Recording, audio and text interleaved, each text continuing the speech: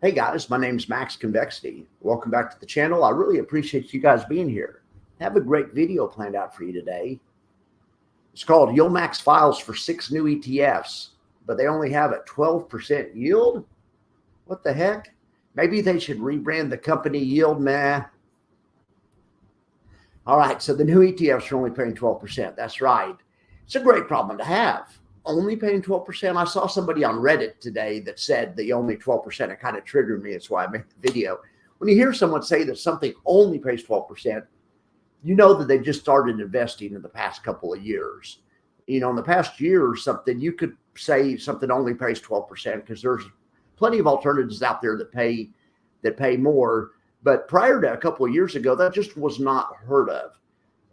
Anytime since maybe the early 80s, whenever inflation and interest rates went up. Back in the early 80s and late 70s, there was fixed income investors that could buy a certificate of deposit and earn 9%, or they could buy a bond and earn a large amount of interest. The trade-off is, of course, mortgage interest rates, I think, were in above 10 and almost 20 in some places. You know, they're high now at 6 or 7, but they were about twice as high back in the 80s. So it could get a lot worse. All right. But it's a great problem to have, to only be making 12%. So for years, if a fixed income investment paid a yield, anything double digits, it was either a miracle or it's a scam. Now YieldMax, we've been watching it. It's been around almost about a year and a half. Well, that's actually more than a year and a half. Tesla's about a year and 10 months old. But I think it's pretty apparent YieldMax is neither a scam or a miracle, really. What YieldMax is doing is really just one of the most basic option strategies there are. Insurance companies, Warren Buffett, banks, many institutions do this same exact thing to generate a yield or to generate some income. All right. But to be honest, YieldMax and Defiance, they aren't doing exactly what the institutions do. They are doing covered calls, but YieldMax and Defiance were the first ones to go to the shorter time frames. Okay, institutions like Warren Buffett, they use monthly options. Sell one option a month, and from the income that it generates, they can they can use it to buy other. They can use it to diversify, or they can use it for income. Right? Okay. The thing is, when you go with the shorter time frame in an option strategy, you're enhancing the yield, okay? But when you use a shorter time frame, you're detracting from the total return. And actually, you're detracting from the total return by the same amounts you're enhancing the yield from. So there's no getting away from that. In the option strategy world, you have strategy variations that can either enhance the yield or they can enhance the NAV return, but not both. So a yield enhancing strategy would be to sell daily options instead of monthly options, because you get 20 bites of the apple. There's 21 business days in the month, trading days. So that would be an example of a yield enhancer. A total return enhancer would be if a company sold out of the money options. The further out of the money the options that you write are, the more potential for total return you have, but the less potential for yield you have. Okay, so when Jay introduced Jay Pestruccelli from Zega, they introduced the daily options to the world. And when I saw that, that's one of the reasons I made my channel. Those daily options, JPY, triple QY, like I say, there's one of the greatest investment opportunities that I've seen in my lifetime. It's incredible what they can do. And I described it as a hold my beer moment whenever Jay, thought, I'm just going to sell, instead of selling monthly options, well, we could sell weekly options. Why not just sell daily options and pay like 50%? That had to have been like a hold my beer moment. That's never been done before. So the good news about the Defiance ETFs is they're great at catching yield thanks to the hold my beer moment. He maximized the yield. He maxed it out. But, however, that it makes them equally as poor at catching NAV appreciation. All right. So back a year ago, when the first round of Defiance and YieldMax ETFs were coming out, back when I started my channel, it was all about yield, right? Then after I've been doing this for 4, 5, 6 months, everybody started bitching about the lack of upside.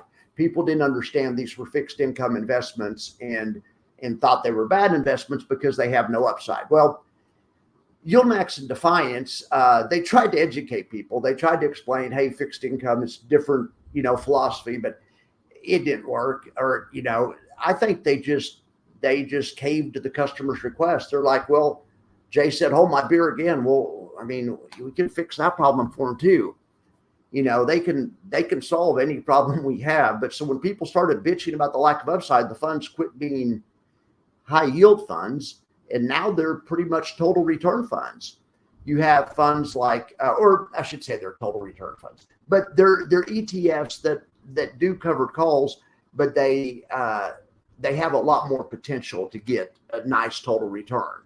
Okay, so the first customer request that Jay honored, after people started bitching about the lack of upside nonstop, they put out SPY-T and triple QT. Okay, now those are were target funds also. The T on the end stands for target. The funds I'm going to talk about today, the 6 new funds that YieldMax is putting out, are also target funds. Okay, so with SPY-T and triple QT, they did a variation on the strategy that made the funds less effective at gathering yield, but more effective at capital preservation. Okay, so the first funds that Defiance came out with, JEPY, triple QY, paid 50, 60%, but they caught very little, if any, of the NAV. All right, but when SPY-T and triple QT came out, they paid 20%. That's the target. But because their strategy is less efficient at gathering yield, it doesn't have to be as efficient if they're only trying to make 20, because they set their target lower the sights a little bit. Then it gives them the potential for a hell of a lot more upside capture. All right, so the 6 new ETFs with the target yield of 12%. We'll look at the prospectus in a second. But man, think about that. They're going to get tons of upside just from a mathematical standpoint. I can't predict the future, but the Defiance funds that pay 20% get a lot of upside. These funds will get even more upside than that. Okay, so we're going to check out the prospectus in a second, and then we'll come back to this page.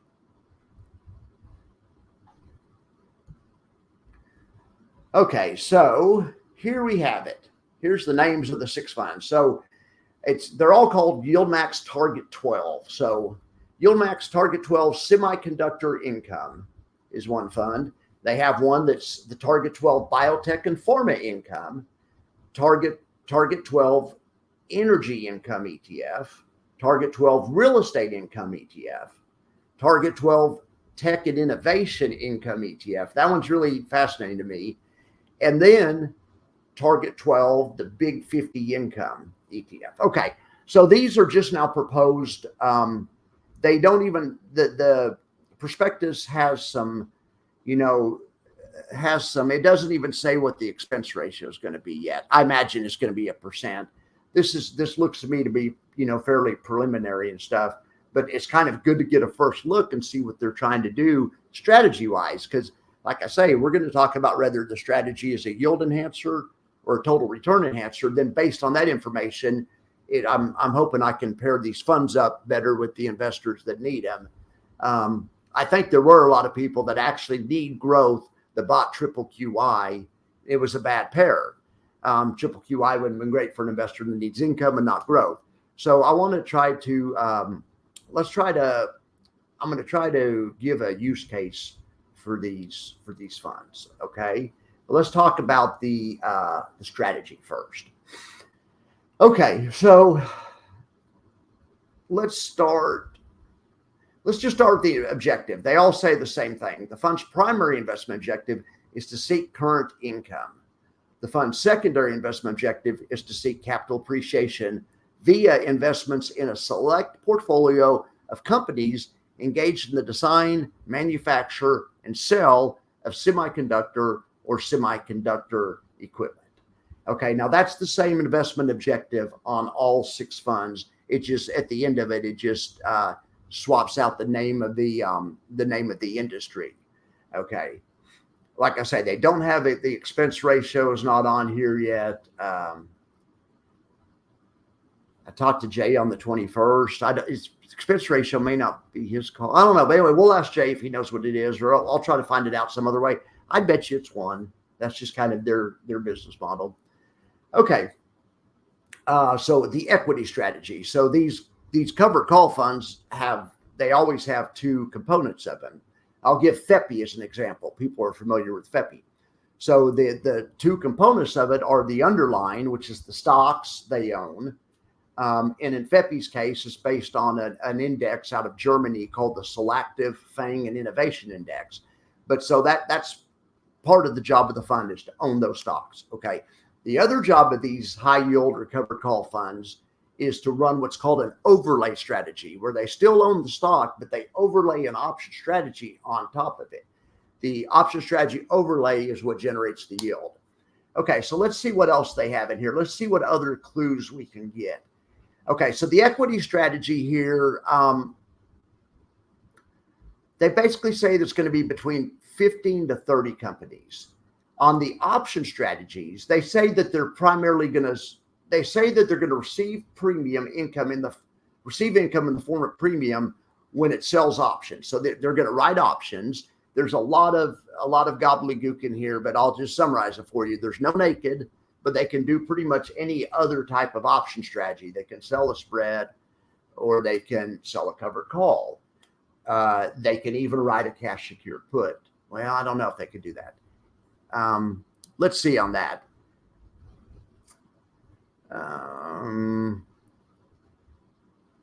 It says the fund's use of option strategies with ETFs will always be covered. E.g., the fund may do call or put spreads. So they probably won't be writing cash secured puts.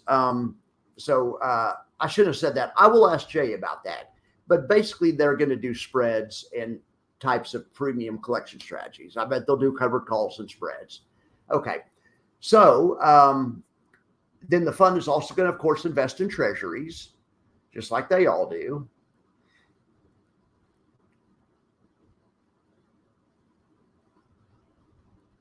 Let me see what else I wanted to tell you guys about. The management's going to be the three. It's going to be title is the investment advisor, but the sub advisors, Jay and Chris Mullen over there from Zega, and they have a new CFA on board. I don't know how to pronounce the name. We can ask Jay that also. So I already have 3 questions to ask him right off the bat. Okay, so here's the next one. It's basically the same thing, but this one they're going to do Target 12 biotech and pharma income. So this time I'm going to read you something different. I'm going to read you how their strategy for picking the equity. The fund's investment advisor, Zega, selects biotech and pharma companies defined by low in which the fund will invest to enable the fund to effectively implement its option strategy overlay. Zega evaluates the liquidity of the potential company's common stock and, more importantly, in my opinion, the liquidity of the options contracts. The fund is generally unconstrained, meaning it may invest in companies of any market capitalization, and it may also invest in companies that aren't listed in the United States. It says that in the next paragraph.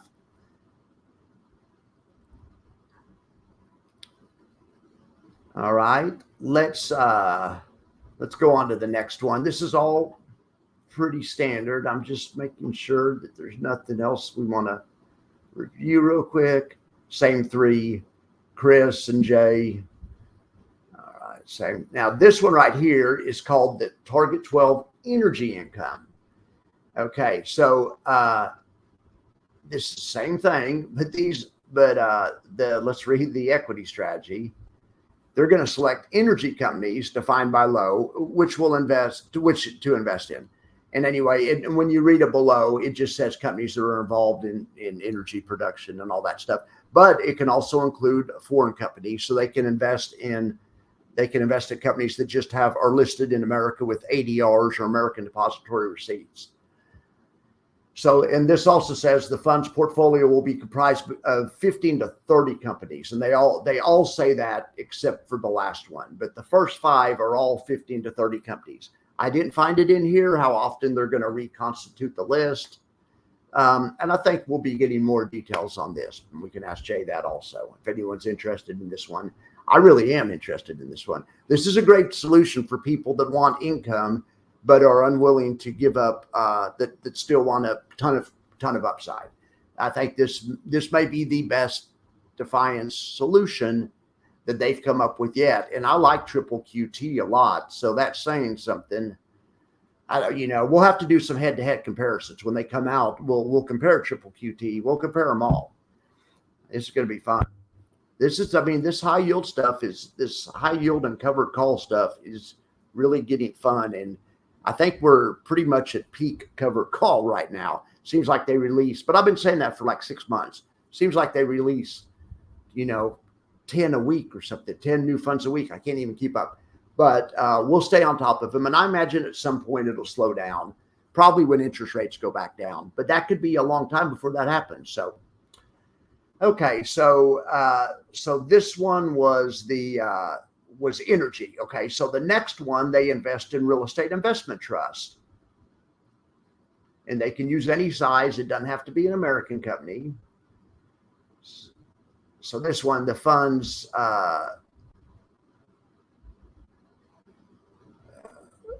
Okay, hang on here. Equity strategy. I was trying to find. Okay, the fund selects real estate companies in which the fund will invest, defined by below. So real estate companies may include companies from foreign countries, including emerging markets. The underlying securities may include such companies' U.S. depository receipts. The fund's portfolio will be comprised generally of 15 to 30 companies.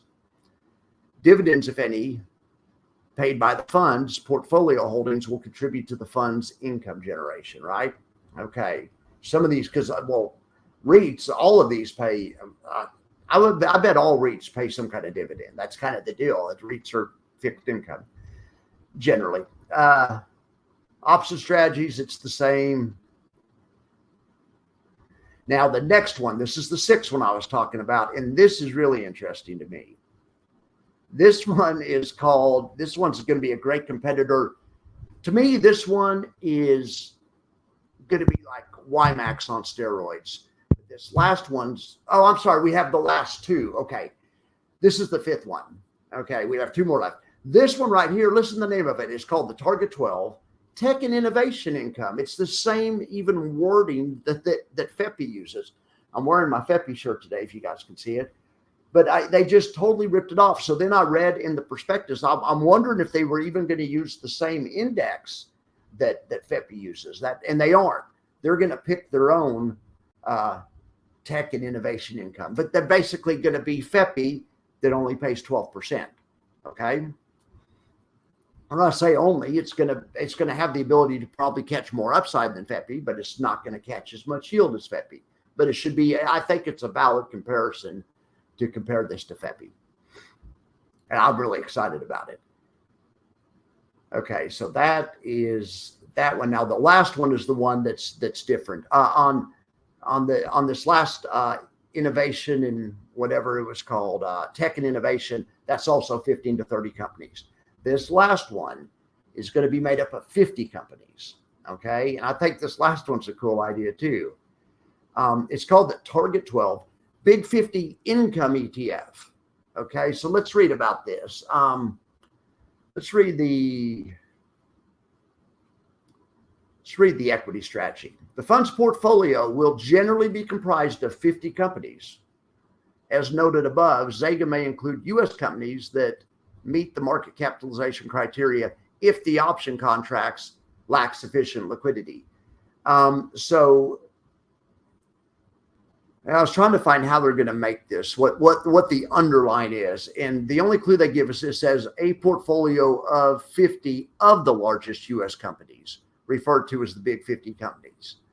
I thought they were just going to, when I read that yesterday, I thought it said the 50 largest companies. I thought they were just building their own index, but they basically are. They're going to use 50 of the largest companies. So I guess they're going to pick and choose, But that's just going to be big cap, that to me should be basically the same thing that YieldMax is doing. YieldMax is using, 25 big companies, although some of YieldMax's companies are smaller. These are all going to be, multinationals when you get into the 50 largest. But really, when you think about it, YieldMax's stocks are all multinationals too. I think this is basically would be like YieldMax, or I think that's the closest thing to compare it to. On this one also, since it only pays 12%, JEPQ, which is the great JP Morgan covered call fund that gets a lot of upside and a lot of growth. It's based on 100 NASDAQ stocks, but it's a fairly concentrated, big portfolio. Maybe JEPQ would be a good comparison for this one also. Like I say, when it comes out, when these funds come out, I'll put them in the buffer report, and I'll probably compare them to their peers, and we'll try to see if they're, if it's a better alternative or a worse alternative. But at this point, it looks like we've reached critical mass where everyone's just trying to copy everyone else. FEPI came out and it was super popular. So then they released this fund. Howard over at KQQQ, I always compare that one to FEPI, and that may not be the fairest comparison. But anyway, I think now when people see a fund that's successful, a million more of them come out. I'll say this. QYLD from Global X and the JP Morgan fund, XYLD, QYLD from Global X and the JP Morgan funds that pay around 12% monthly pay or covered call funds, very stable, have been, that was the first thing everyone wanted to rip off. Now, when I described it on a Jay Hold My Beer moment, he did the same thing they did.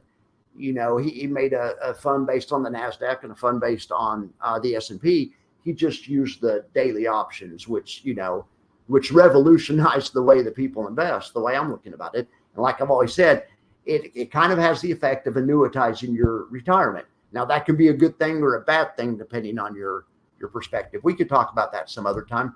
Let's look back here real quick.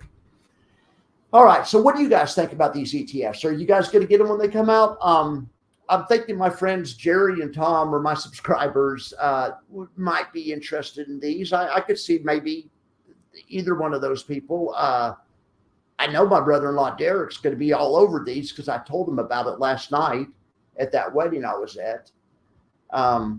I would hope I could even talk my dad into getting some of these. I think these are going to be some of the most legit and some of the safest covered call funds out there. And as you guys know, I have a lot of confidence in Jay. I think Jay has a better system than some of these other guys do.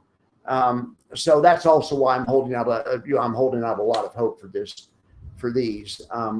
funds. Anyway, there's going to be a lot more information coming out on these because there'll be further SEC filings where they will start filling in some of the blanks.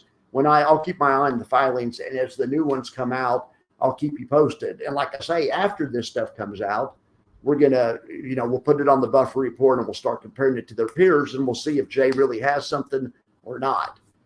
Anyway, all right, guys. Well, I appreciate you all for being here. I hope you have a great day, and I'll talk to you later. All right, have a good one.